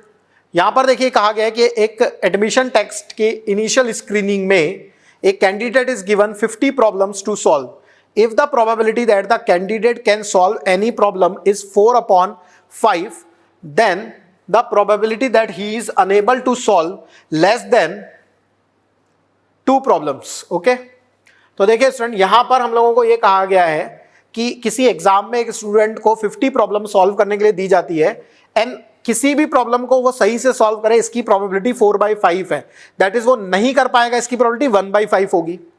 नाउ इस बात की प्रोबेबिलिटी हमें निकालनी है स्टूडेंट कि he is unable to solve less than 2 problems, वो 2 से कम प्रॉब्लम्स को सॉल्व नहीं कर पाए, इसकी प्रोबेबिलिटी हमें निकालनी है। तो देखिए स्टूडेंट इसमें 2 केसेस हो सकते हैं। पहला कि 0 प्रॉब्लम्स को सॉल्व करने में वो अनेबल हो, 2 से कम है तो एक तो 2 से कम क्या हो सकता है 0 या 1, यानी 0 प्रॉब्लम्स को वो सॉल्व ना करने में अनेबल हो या 1 प्रॉब्लम को सॉल्व करने में अनेबल हो, इनकी प्रोबेबिलिटीज का सम हमें निकालना है। तो पहला केस लेते हैं स्टूडेंट, 0 प्रॉब्लम्स को सॉल्व करने में वो अनेबल हो। तो 0 प्रॉब्लम्स को सॉल्व करने में अनेबल होने का मतलब है स्टूडेंट कि वो सबको सॉल्व कर ले। तो सबको सॉल्व करने की प्रोबेबिलिटी होगी 4/5 की पावर 50 प्लस दूसरा केस कि वो एक प्रॉब्लम को सॉल्व करने में अनेबल हो। तो इसमें स्टूडेंट 50 क्वेश्चंस में से एक क्वेश्चन को सेलेक्ट किया, उसको वो सॉल्व करने में अनेबल है 1/5 और बचे हुए को वो सॉल्व कर लेगा यानी कि 4/5 टू दी पावर 49। बस इसे हम लोगों को ऐड करना है, तो इसको हम ऐड करते हैं स्टूडेंट्स। तो देखिए यहां पे 5 की पावर 50 को हम लोगों ने एलसीएम लिया, तो यहां पर हो जाएगा स्टूडेंट 4 की पावर 50 और यहां हो जाएगा हमारे पास में 50 × 4 की पावर 49। तो इसको सॉल्व करने के लिए स्टूडेंट 4 की पावर 49 को कॉमन लिया ऊपर, तो यहां 4 बचेगा, यहां 50 दैट इज 54 अपॉन 5 की पावर 50। ये हमारे क्वेश्चन का आंसर होना चाहिए स्टूडेंट। तो यहां देखिए 54 × 4 की पावर 49 और 5 × 5 की पावर 49 मल्टीप्लाई के 5 की पावर 50 बनेगा। तो ऑप्शन नंबर फर्स्ट इसके बराबर है, वो हमारे क्वेश्चन का आंसर हुआ। नेक्स्ट स्टूडेंट, इस क्वेश्चन में देखिए हमें कहा गया है कि एक अनबायस्ड कॉइन है जिसको 5 बार टॉस किया जाता है and variable x is assigned the value k when k consecutive heads are obtained for k = 3, 4, 5। यानी कि स्टूडेंट अगर 3 बार हम लोग एक फेयर कॉइन को टॉस कर रहे हैं, अगर 3 लगातार बार हेड आ जाता है तो उसको हम k की वैल्यू को 3 मानेंगे, 4 बार लगातार हेड आ गया तो k को 4 मानेंगे, 5 बार लगातार हेड आ गया तो k को हम 5 मानेंगे और बाकी सभी केसेस में हम x की जो वैल्यू है वो -1 मानेंगे। तो हमें एक्सपेक्टेड वैल्यू ऑफ x पूछा है, यानी कि मीन वैल्यू ऑफ x हमसे पूछा है। तो यहां स्टूडेंट हम लोग पहले ये देखते हैं कि x की वैल्यू के 3 होने का, 4 होने का और 5 होने की प्रोबेबिलिटी क्या है, फिर हम उसके -1 होने की प्रोबेबिलिटी देखेंगे। तो जैसे स्टूडेंट मैं यहां पर आपसे ये बोलूं कि x की वैल्यू 3 होनी चाहिए, इसकी प्रोबेबिलिटी कितनी है, इसको हम लोग कैलकुलेट करते हैं। तो 3 बार हेड हमने टोटल स्टूडेंट 5 बार टॉस किया है, exactly 3 times we should get head consecutively. तो जैसे स्टूडेंट मान लीजिए इस तरह के ये 3, 4 और ये 5 टॉसेस किए, लगातार 3 बार हेड आना चाहिए। तो उसका देखिए एक केस स्टूडेंट ये हो सकता है कि पहली बार, दूसरी बार और तीसरी बार हेड आ जाए, चौथी बार टेल आ जाए और 5वीं बार कुछ भी आ जाए चलेगा। दूसरा केस स्टूडेंट ये हो सकता है कि तीसरी, चौथी और 5वीं बार हेड आ जाए, दूसरी बार टेल आए, पहली बार कुछ भी आ जाए, इसमें भी 3 लगातार हेड आ गए। और तीसरा केस स्टूडेंट ये हो सकता है कि दूसरी, तीसरी और चौथी बार हेड आ जाए और पहली और 5वीं बार टेल आए। तो ये तीनों केसेस वो है स्टूडेंट जिसमें एग्जैक्टली 3 बार 3 कॉन्जिक्यूटिव हेड हमें मिल रहे हैं। तो अगर मैं स्टूडेंट इसकी प्रोबेबिलिटी देखूं तो 1/2 × 1/2 × 1/2 × 1/2, तो ये हो जाएगा 1/2 की पावर 4 प्लस यहां पर हमने इसकी प्रोबेबिलिटी क्यों नहीं गिनी, क्योंकि यहां पर हेड आए तो भी चलेगा 5वीं बार में और टेल आए तो भी चलेगा, तो उसको 1 ही लिखना पड़ेगा। ऐसे इसकी भी प्रोबेबिलिटी स्टूडेंट 1/2 की पावर 4 है। और यहां देखिए पांचों बार फिक्स्ड है, हर बार 1/2 तो 1/2 रेज टू दी पावर 5। तो ये हमारे पास स्टूडेंट हो गया 32, हमने एलसीएम लिया तो देखिए यहां आएगा 2, यहां भी आएगा 2 और यहां आएगा 1, तो 5/32 ये हमें स्टूडेंट मिला x = 3 होने की प्रोबेबिलिटी।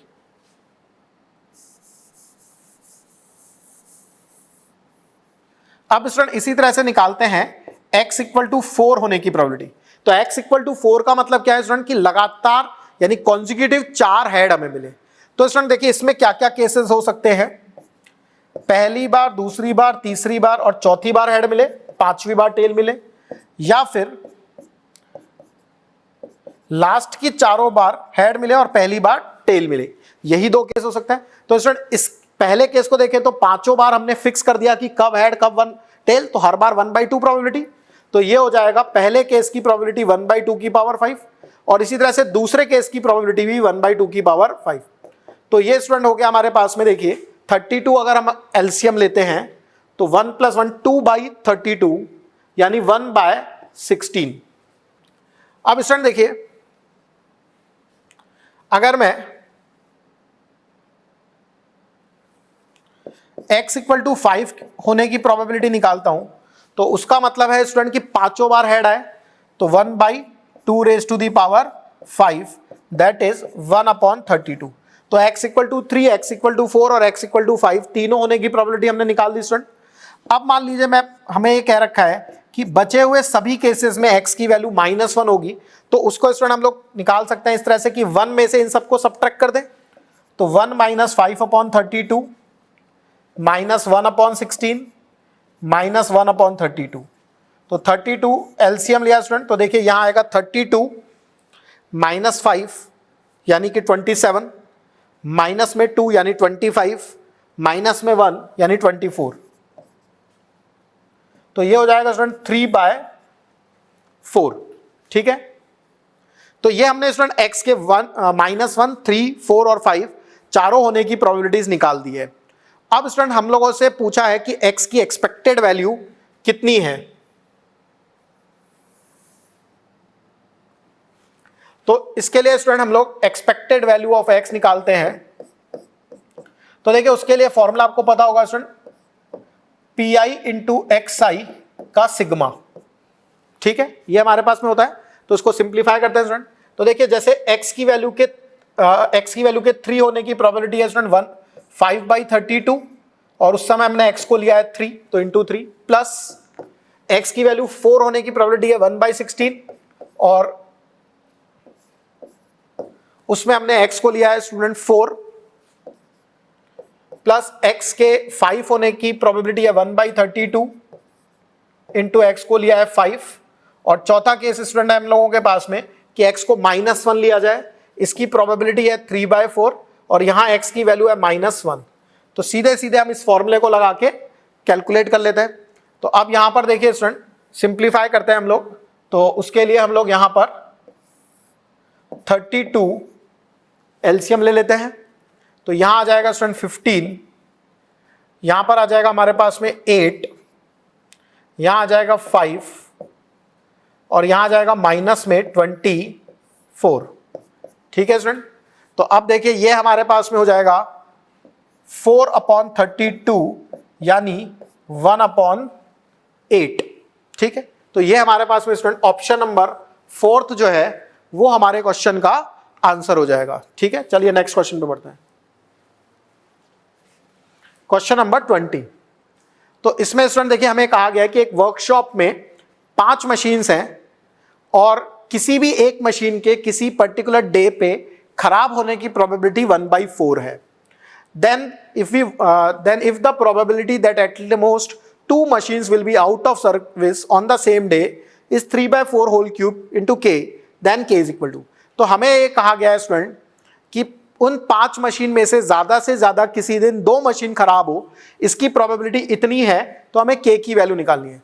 अब स्टूडेंट एटमोस्ट 2 मशीन्स का मतलब क्या हुआ, 2 मशीन ज्यादा से ज्यादा खराब होनी चाहिए। इसका मतलब 3 चीजें हो सकती है, पहली चीज एक भी मशीन खराब ना हो, दूसरी चीज एग्जैक्टली एक मशीन खराब हो और तीसरी केस कि एग्जैक्टली 2 मशीन खराब हो। तो इन तीनों की प्रोबेबिलिटी हम निकालेंगे और उसे ऐड करेंगे तो वो इसके बराबर आना चाहिए, फिर हम k की वैल्यू निकाल पाएंगे।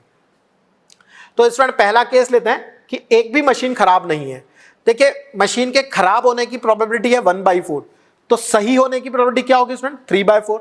तो 5 में से 5 मशीनें सही है, तो 3/4 कितनी बार 5 टाइम्स।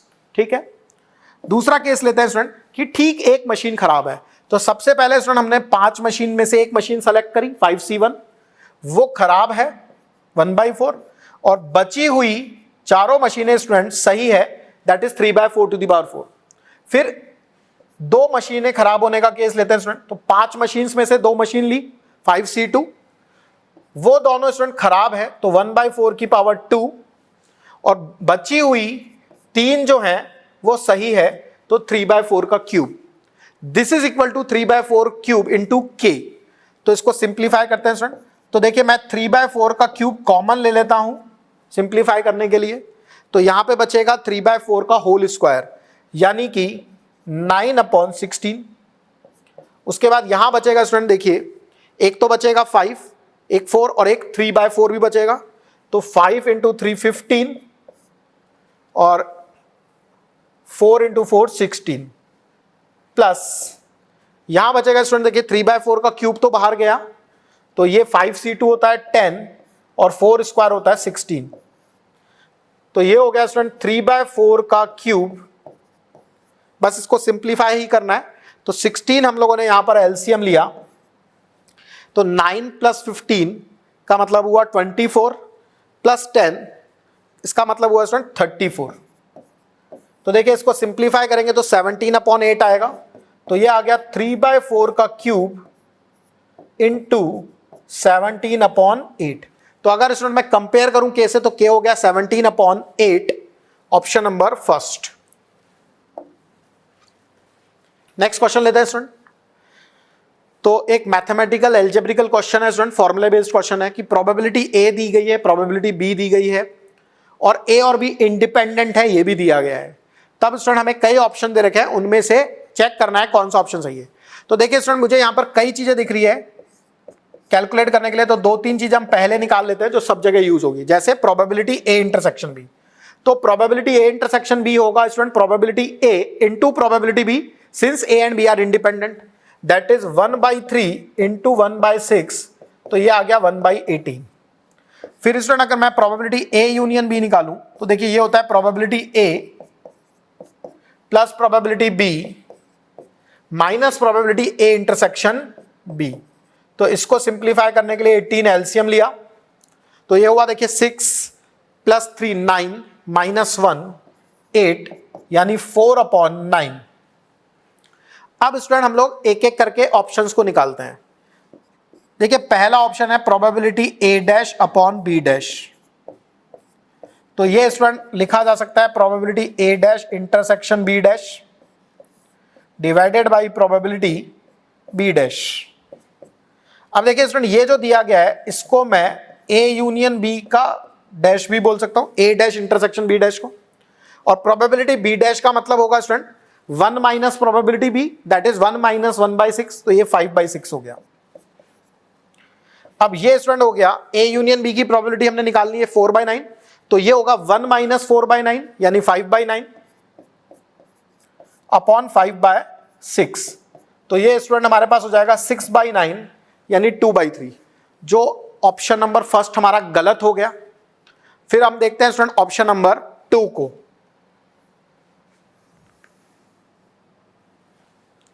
तो स्टूडेंट देखिए ऑप्शन नंबर 2 जो है उसमें हम लोगों को probability A upon A union B find out करना है, कंडीशनल प्रोबेबिलिटी है। तो इसके लिए स्टूडेंट क्या होगा, ऊपर लिखा जाएगा इन दोनों का इंटरसेक्शन,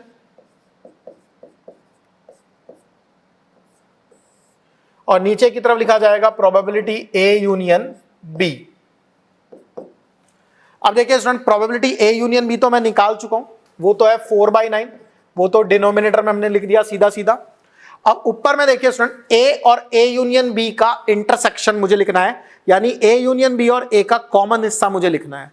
तो स्टूडेंट ये तो प्रोबेबिलिटी ए के ही बराबर होगा, ए और ए यूनियन बी का कॉमन हिस्सा क्या होगा, ए, तो ए की प्रोबेबिलिटी 1/3 है।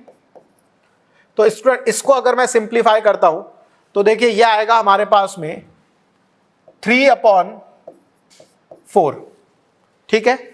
तो ऑप्शन नंबर सेकंड भी हमारा इनकरेक्ट हो गया स्टूडेंट। फिर देखते हैं हम लोग ऑप्शन नंबर 3 को। तो ऑप्शन नंबर 3 में स्टूडेंट हम लोगों को निकालना है प्रोबेबिलिटी A/B डैश, ठीक है। तो ये होगा student probability A intersection B dash divided by probability B dash. तो प्रोबेबिलिटी ऑफ B डैश तो होगी स्टूडेंट 5/6 और probability A intersection B dash का मतलब क्या होगा, इसको हम निकाल सकते हैं student probability A minus probability A intersection B से। तो देखिए ये हो गया 1/3 माइनस 1/18 अपॉन 5/6।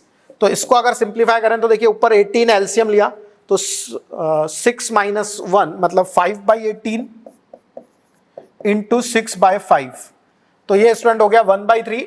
और देखिए थर्ड ऑप्शन में हमें 1/3 दिया गया है, तो ऑप्शन नंबर थर्ड हमारा करेक्ट हुआ। चलिए नेक्स्ट क्वेश्चन पर आगे बढ़ते हैं। अब देखिए स्टूडेंट क्वेश्चन नंबर 22, इसमें हम लोगों को ऐसा कहा गया है कि ए और बी दो इवेंट हैं, एग्जैक्टली उन दोनों में से एक इवेंट हो, इसकी प्रोबेबिलिटी 2/5 है। तो स्टूडेंट देखिए ये इसका मतलब हुआ probability A intersection B dash, ये किस इवेंट को शो कर रहा है, इवेंट ए होगा, इवेंट बी नहीं होगा, plus probability A dash intersection B. इसका मतलब क्या है स्टूडेंट कि ए नहीं हो रहा और बी हो रहा है, तो इन दोनों केसेस में दोनों में से एक इवेंट हो रहा है, दूसरा नहीं हो रहा, और इसकी प्रोबेबिलिटी स्टूडेंट हमें 2/5 दी गई है। अब देखिए ये होगा student probability A minus probability A intersection B, और ये होगा probability B minus probability A intersection B. तो इसे अगर मैं स्टूडेंट सिंप्लीफाई करूंगा तो मुझे मिलेगा probability A plus probability B minus 2 probability A intersection B which is 2/5। ये हो गया स्टूडेंट हमारा ऑप्शन इक्वेशन नंबर फर्स्ट। दूसरे केस में स्टूडेंट हमें कहा है कि प्रोबेबिलिटी दैट ए और बी अकर्स, इसका मतलब क्या है student, probability A union B, ये ए यूनियन बी को रिप्रेजेंट कर रहा है, ए यूनियन बी की प्रोबेबिलिटी 1/2 है। अब आप ध्यान कीजिए student probability A union B क्या होता है, probability A plus probability B minus probability A intersection B, and this is equal to 1/2, equation number 2, ठीक है। अब देखिए स्टूडेंट हमें प्रोबेबिलिटी क्या निकालनी है, both events occur simultaneously, that is we want to find probability A intersection B. तो इसके लिए स्टूडेंट मैंने सेकंड इक्वेशन में से फर्स्ट इक्वेशन को सब्ट्रैक्ट किया। देखिए इसमें से इसको सब्ट्रैक्ट करूंगा तो ए और बी प्रोबेबिलिटी कैंसिल हुई, इसमें से इसको सब्ट्रैक्ट किया स्टूडेंट तो ये आ गया probability A intersection B equal to 1/2 minus 2/5। तो इसको अगर हम सिंप्लीफाई करें स्टूडेंट तो 10 एलसीएम लिया तो 5 माइनस 4 1/10 दैट इज 0.1, और ये हमें ऑप्शन नंबर 4 में दिया है, ठीक है स्टूडेंट। चलिए नेक्स्ट क्वेश्चन पे चलते हैं। अब देखिए स्टूडेंट नेक्स्ट क्वेश्चन में हमें कहा है कि एक बॉक्स है जिसमें कि 20 कार्ड्स हैं, जिनमें से 10 पर ए और 10 पर बी लिखा गया है। कार्ड्स हम एक के बाद एक निकालते जाना है विथ रिप्लेसमेंट, यानी कार्ड निकालते हैं वापस रख देते हैं, फिर कार्ड निकालते हैं फिर रख देते हैं, इस तरह से ये प्रोसीजर चल रहा है। और ये तब तक किया जाएगा जब तक कि सेकंड टाइम हमें ए कार्ड नहीं मिल जाता, मतलब एक सेकंड बार ए नहीं मिले। Then the probability that second A card appears before the third B card, यानी कि सेकंड बार ए हमें थर्ड बार बी से पहले मिलना चाहिए, इसकी प्रोबेबिलिटी यहां पर हमसे पूछी गई है। तो स्टूडेंट आप ध्यान से सोचिएगा एक बात, मान लीजिए ये जो 4 मैंने डैश बनाए हैं, ये शुरू की 4 ट्रायल में से कौन से कार्ड आते हैं उसको रिप्रेजेंट कर रहे हैं। तो आप सोचिए स्टूडेंट कि अगर इन शुरू की 4 ट्रायल्स में केवल एक हम लोग इस केस को छोड़ दें कि 3 बी नहीं होने चाहिए, इन शुरू की 4 ट्रायल में 3 बी या चारों बी हो, ऐसा अगर नहीं हो रहा है तो ये इवेंट अकर हो जाएगा। देखिए खुद सोचिए क्यों। मान लीजिए स्टूडेंट मैंने ये कहा कि इन चारों में मैक्सिमम 2 बार बी होना चाहिए, यही तो मैं कह रहा हूं कि इन शुरू की 4 बार में अगर मैक्सिमम बार 2 बी है तो हमारा एक इवेंट हो चुका होगा। क्यों? सोचिए कि मान लीजिए स्टूडेंट कि एग्जैक्टली 2 बार बी है और 2 बार ए है, तो जैसे मान लीजिए उसके लिए यहां ए है, यहां ए है, यहां बी है, तो थर्ड बार हम लोग जब सेकंड बार ए निकला तो उससे पहले केवल एक बार बी निकला हुआ था, तो इवेंट अकर हो गया। मान लीजिए स्टूडेंट ऐसा नहीं है, बल्कि 4 बार में शुरू की 2 बार बी आया, मैक्सिमम मैं क्या मान रहा हूं अभी, कौन से इवेंट देख रहा हूं मैं, जिसमें शुरू की 4 ट्रायल्स में एग्जैक्टली 2 बार बी आया है। तो मान लीजिए स्टूडेंट यहां भी ए आएगा, यहां भी ए आएगा, तो देखिए सेकंड ए से पहले 2 ही बी आए हैं, है ना। तो अगर स्टूडेंट शुरू की 4 ट्रायल में एग्जैक्टली 2 बी और 2 ए हैं, तो हमारा जो रिक्वायर्ड इवेंट है वो अकर हो रहा है।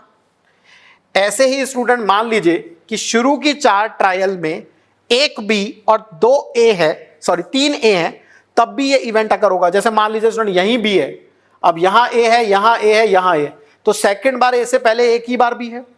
तो अगर शुरू की 4 ट्रायल में एग्जैक्टली 1 बी और 3 ए है, then also our required event is occurring.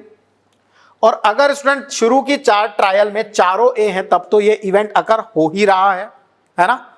तो इसका मतलब क्या हुआ स्टूडेंट्स, कि अगर शुरू की 4 ट्रायल में मैक्सिमम 2 बार हम लोगों को बी मिलेगा, then the required event will be occurring. Okay,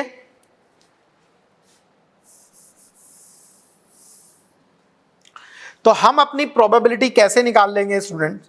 हम तो ये मानते हुए प्रोबेबिलिटी निकालेंगे कि शुरू की जो 4 ट्रायल है उसमें ज्यादा से ज्यादा 2 बार बी आना चाहिए।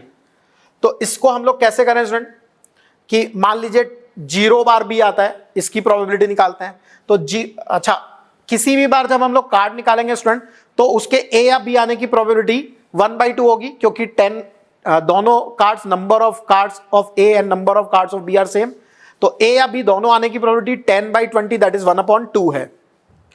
तो स्टूडेंट जैसे मान लीजिए हमने ये केस माना कि चारों में, शुरू की 4 ट्रायल में कभी भी हमारे को बी नहीं मिल रहा है, तो इसकी प्रोबेबिलिटी होगी 1/2 इंटू 1/2 पावर चारों बार। दूसरा केस इसका क्या हो सकता है स्टूडेंट, कि शुरू की 4 ट्रायल में 1 बार बी आ रहा है, तो हमने 4 ट्रायल्स में से एक ट्रायल सेलेक्ट किया, उस बार हम लोगों को बी मिला 1/2, और बची हुई 3 बार हम लोगों को ए मिल गया। तीसरा केस स्टूडेंट क्या हो सकता है, कि शुरू की 4 ट्रायल में 2 बार बी मिल रहा है, तो 4 में से 2 ट्रायल सेलेक्ट करें 4C2 तरीकों से, और फिर उन 2 बार बी आया, उसकी probability 1/2 into 1/2, and remaining 2 times we should get A, तो 1/2 इंटू 1/2 अगेन 2 टाइम्स। ठीक है, ऐसा अगर होगा तो ये इवेंट अकर हो जाएगा। Now we solve it. तो स्टूडेंट 16 एलसीएम लिया, तो 1 + 4 + 6 that is 11/16। This is option number 4। Next question लेते हैं, क्वेश्चन नंबर 24। तो स्टूडेंट मैं पहले आपको ये बता दूं कि ये जो क्वेश्चन था वो बोनस किया गया है। इसके चारों ऑप्शंस में से एक भी ऑप्शन सही नहीं है। मैं क्वेश्चन को आपको सॉल्व करके बता रहा हूं, परंतु इन चारों में से एक भी ऑप्शन सही नहीं है। This is a bonus question. तो देखिए स्टूडेंट, यहां पर हमें यह कहा गया है कि 10 डिफरेंट बॉल्स हैं और उन्हें 4 डिस्टिंक्ट बॉक्सेस में हम लोगों को पुट अप करना है। हमें इस बात की प्रोबेबिलिटी निकालनी है कि 2 of these boxes contains exactly 2 and 3 balls, यानी कि 2 बॉक्सेस में एक बॉक्स में एग्जैक्टली 2 बॉल होनी चाहिए और दूसरे बॉक्स में एग्जैक्टली 3 बॉल होनी चाहिए। इस बात की प्रोबेबिलिटी हमें निकालनी है। तो यहां हम लोग ये देखेंगे स्टूडेंट कि हमें उन 10 बॉल्स को उन 4 बॉक्सेस में किस किस प्रकार से डिस्ट्रीब्यूशन हम लोग कर सकते हैं। तो यहां आपने फॉर्मेशन ऑफ ग्रुप्स के बारे में सुना होगा स्टूडेंट, उस तरीके से हम लोग जाएंगे। तो देखिए हम लोग क्या कर सकते हैं, 10 बॉल्स के हम क्या क्या डिस्ट्रीब्यूशन कर सकते हैं। एक में 2 बॉल डाली, एक में 3 बॉल डाली, तो 2 और 3 डालना तो हमें जरूरी है, तो 2 एंड 3। और बची हुई जो 5 बॉल्स हैं स्टूडेंट, उन्हें हमें बचे हुए 2 बॉक्सेस में डालना है। तो देखिए वो कैसे कैसे डाल सकते हैं, 5 एंड 0, या हो सकता है स्टूडेंट कि 2 और 3 डाला और फिर बची हुई 5 बॉल्स को कैसे डालें, 4 और 1, या हो सकता है स्टूडेंट कि 2 और 3 डाला और बची हुई 5 बॉल्स को हम 2 और 3 करके ही डाल दें। ये 3 केसेस हो सकते हैं। अब इसकी प्रोबेबिलिटी हम लोग निकालते हैं स्टूडेंट, बहुत ध्यान से देखिएगा, हम फॉर्मेशन ऑफ ग्रुप्स का फॉर्मूला काम में लेंगे। पहले मैं यहां पे टोटल केस बता दूं स्टूडेंट, टोटल केसेस कितने होंगे, पहली बॉल को डालने के लिए 4 तरीके, दूसरी बॉल को डालने के भी 4 तरीके, हर बॉल को डालने के 4 तरीके हैं, तो 4 × 4 10, टोटल 10 टाइम्स, तो टोटल केसेस यहां पे 4 की पावर 10 होंगे। Now we are calculating favourable cases using formula of formation of groups. तो इसमें स्टूडेंट देखिए 10 बॉल्स को हमें इस तरह के ग्रुप्स में डालना है, तो factorial 10 divide by factorial 2 factorial 3 factorial 5 factorial 0, और किसी भी ग्रुप को किसी भी बॉक्स में रख सकते हैं, तो डिस्ट्रीब्यूट करने के तरीके होंगे factorial 4 plus factorial 10 divide by factorial 2 factorial 3 factorial 4 factorial 1, और डिस्ट्रीब्यूट करने के तरीके होंगे student factorial 4 plus factorial 10 divide by factorial 2 factorial 3 factorial 2 factorial 3। अब इसमें स्टूडेंट देखिए 2 और 2 के 2 ग्रुप हैं, तो फैक्टोरियल 2 से भी डिवाइड करना पड़ेगा, फिर 3 और 3 के भी 2 ग्रुप हैं, तो एक और फैक्टोरियल 2 से डिवाइड करना पड़ेगा, और अब हम इसे फैक्टोरियल 4 से मल्टीप्लाई करेंगे टू डिस्ट्रीब्यूट इट। तो ये हमारा स्टूडेंट क्वेश्चन का आंसर होगा। तो आप इसको सिंप्लीफाई अगर करेंगे तो आपको इन चारों में से एक भी ऑप्शन स्टूडेंट नहीं मिलेगा, तो this question is actually a bonus question, कोई भी ऑप्शन सही नहीं होगा, ठीक है। नेक्स्ट क्वेश्चन जो है स्टूडेंट, एक फिर से प्रोबेबिलिटी बाइनोमियल प्रोबेबिलिटी डिस्ट्रीब्यूशन का क्वेश्चन है, जिसमें x की वैल्यू के 1 से 5 होने की प्रोबेबिलिटी हमें दी गई है। तो स्टूडेंट हम जानते हैं कि इन सब का सम 1 के बराबर होना चाहिए, तो k square plus 2k plus k plus 2k plus 5k square equal to 1। तो इसको सॉल्व करके हम लोग k निकालेंगे, 6k square plus 5k minus 1 equal to 0। तो स्टूडेंट इसके फैक्टर हो जाएंगे, देखिए इसके फैक्टर हो जाएंगे हम लोगों के पास में k plus 1 into 6k minus 1, 6k square plus 6k minus k equal to 0। तो यहां से स्टूडेंट k की वैल्यू आई, एक तो 1/6 और एक -1। Now we know k can not be -1, so k is 1/6। अब स्टूडेंट यहां पर हमसे पूछा है कि x की वैल्यू के 2 से बड़ा होने की प्रोबेबिलिटी क्या होगी। तो स्टूडेंट x 2 से बड़ा क्या क्या हो सकता है, 3 हो सकता है, 4 हो सकता है, 5, that is k plus 2k plus 5k square, k plus 2k plus 5k square. तो ये हुआ स्टूडेंट 3k, तो k को रखा 1/6 प्लस 5k स्क्वायर 1/36। तो यहां पर सिंप्लीफाई करने के लिए 36 हमने एलसीएम लिया, तो 18 प्लस 5 23/36, ऑप्शन नंबर 2। तो ये हमारा प्रोबेबिलिटी सेक्शन का लास्ट क्वेश्चन है स्टूडेंट, देखते हैं। देखिए इसमें कहा है कि एक क्लास में 60 स्टूडेंट्स हैं, जिसमें से 40 एनसीसी ऑप्ट करते हैं, 30 एनएसएस ऑप्ट करते हैं और 20 बोथ ऑप्ट करते हैं। तो इसमें स्टूडेंट कुछ कॉमन स्टूडेंट्स हैं। Now if one of these students is selected at random, then the probability that the student selected has opted neither for NCC nor for NSS. तो रैंडमली अगर हम एक स्टूडेंट सेलेक्ट करें तो उसने ना तो एनसीसी सेलेक्ट की हो, ना ही उसने एनएसएस सेलेक्ट कर रखा हो, इस बात की हमें प्रोबेबिलिटी निकालनी है। तो स्टूडेंट इस क्वेश्चन को हम वेन डायग्राम से बहुत इजीली कर सकते हैं। मान लीजिए ये उस क्लास का टोटल हमारे पास में यूनिवर्सल सेट है या सैंपल स्पेस है, तो इसमें टोटल 60 स्टूडेंट्स हैं। मान लीजिए स्टूडेंट ये शो कर रहा है उन स्टूडेंट्स को जिन्होंने एनसीसी ऑप्ट की है, ये शो कर रहा है उनको जिन्होंने एनएसएस ऑप्ट की है, कॉमन पोर्शन उनको शो करेगा जो जिसने दोनों ऑप्ट किए। तो स्टूडेंट देखिए दोनों ऑप्ट की है 20 स्टूडेंट्स ने, तो इस सेट में जो कॉमन है यहां पे 20 स्टूडेंट्स होंगे। अब देखिए एनसीसी ऑप्ट किए स्टूडेंट 40 ने, तो इस एनसीसी के अंदर टोटल 40 होने चाहिए, 20 यहां आ गए, तो इस वाले पोर्शन में 20 ही आएंगे। ऐसे एनएसएस के सेट में स्टूडेंट 30 होने चाहिए, जिसमें से 20 यहां आ चुके, तो इसमें 10 आएंगे। मतलब अगर आपसे कोई कहे कि ऐसे कितने स्टूडेंट हैं जिन्होंने केवल एनसीसी ऑप्ट किए, 2020, और ऐसे कितने हैं जिन्होंने केवल एनएसएस ऑप्ट किए, दैट इज 10। अब स्टूडेंट जो बच गए स्टूडेंट, देखिए ये टोटल हो गए 50, 20 प्लस 20 प्लस 10, तो 10 स्टूडेंट्स में इन दोनों सेट से बाहर है, यानी 10 वो स्टूडेंट हैं जिन्होंने ना तो एनसीसी ऑप्ट किए ना ही एनएसएस। तो स्टूडेंट हमसे यहाँ पे प्रोबेबिलिटी पूछी थी कि रैंडमली एक स्टूडेंट को सेलेक्ट करना है, वो ना तो एनसीसी लिया हो ना एनएसएस, तो फेवरेबल केसेस 10, टोटल केसेस 60, तो आंसर आ गया हमारे पास 1/6, that is option number first. ठीक है स्टूडेंट, तो तो अब हमने इस वीडियो सॉल्यूशन को यहीं पर ओवर करते हैं। प्रोबेबिलिटी के सारे क्वेश्चन जो पिछले कुछ टाइम में 1 या 2 सालों में 19 और 20 में आए हैं वो हमने सॉल्व कर लिए हैं। चलिए, थैंक यू।